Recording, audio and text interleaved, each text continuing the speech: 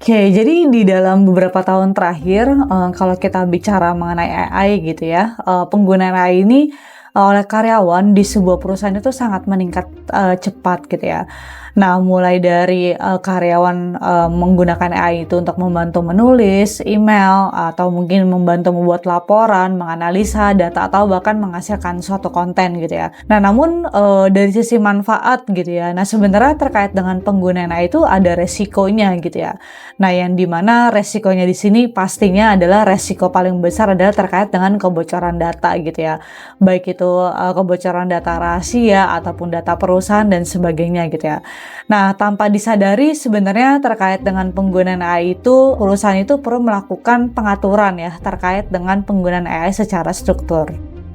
Organisasi sebenarnya perlu ya, menetapkan terkait dengan kebijakan mengenai penggunaan AI, yang dimana penggunaan terkait dengan kebijakan AI ini pasti harus diatur secara jelas gitu ya, terkait dengan data apa aja sih sebenarnya yang boleh dimasukkan ke dalam sistem AI gitu ya, atau bahkan mungkin jenis aktivitas apa aja yang diperbolehkan untuk dimasukkan ke sistem AI gitu ya. Nah, selain itu mungkin, dari sisi perusahaan juga perlu melakukan adanya pembatasan gitu ya, dan wajib melakukan verifikasi terkait dengan penggunaan AI gitu ya. Nah, dalam hal ini, sebenarnya terkait dengan penggunaan AI, nah itu juga harus diintegrasikan dengan adanya manajemen resiko gitu ya, ataupun terkait dengan integrasi dari sisi keamanan informasinya, atau bahkan integrasi dari sisi perlindungan data pribadinya. Nah, yang di mana setiap pemrosesan informasi itu terutama terkait dengan data pribadi, nah itu sebenarnya harus memiliki tujuan yang sah ataupun tujuan yang jelas gitu ya. Dari sisi pembatasannya ataupun pengendalian akses yang memadai, nah itu perlu ditetapkan di suatu perusahaan.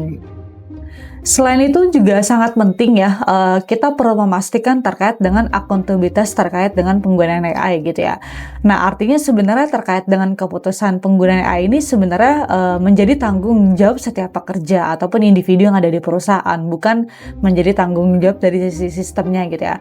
Nah, karyawan sendiri itu sebenarnya perlu memahami gitu ya, bahwa AI itu adalah merupakan sebuah alat bantu gitu ya. Jadi bukan pengganti, pertimbangan dari sisi profesion atau bukan mengganti pekerjaan mereka gitu ya. Nah, maka dari itu sebenarnya organisasi itu juga perlu melakukan sosialisasi gitu ya, atau bahkan mungkin memberikan pelatihan sebagai bentuk awareness ke karyawan, agar tuh mereka paham terkait dengan resiko atau bahkan terkait dengan etika dari sisi penggunaan AI. Dan selain itu juga, karyawan juga perlu diberikan edukasi terkait dengan konsekuensi gitu ya, dari sisi impact ataupun penggunaan AI, di perusahaan itu seperti apa. Dengan pendekatan ini, organisasi tidak hanya memanfaatkan AI secara produktif gitu ya, tapi, dengan adanya penetapan terkait dengan kebijakan, aturan yang jelas. Nah, ini juga sebenarnya, salah satu bentuk untuk mendukung, keamanan informasi dan bahkan melindungi data pribadi gitu ya. Bahkan juga, dapat mendukung adanya kepercayaan dari pemangku kepentingan ketika kita menerapkan, kebijakan secara AI dengan bijak. Disinilah pentingnya, sebenarnya, sebuah perusahaan itu melakukan penerapan terkait dengan ISO YS 40001 terkait dengan, AI Management System gitu ya, yang dimana sebenarnya terkait dengan standar ini, itu menjelaskan dan memberikan kerangka terkait dengan tata kelola yang sistematis, agar sebenarnya organisasi ini dapat melakukan pengelolaan AI secara bertanggung jawab, bukan sekedar menggunakan sebuah teknologi baru. Nah, ISO 42000 sendiri itu juga membantu organisasi dalam melakukan identifikasi resiko AI, kemudian juga menerapkan kontrol ya, dan pastinya juga memastikan transparansi, serta mendefinisikan peran dan tanggung jawab yang jelas dalam siklus terhadap penggunaan AI, mulai dari perencanaan, pengembangan, penggunaan, hingga pemantauan terkait dengan penggunaan AI.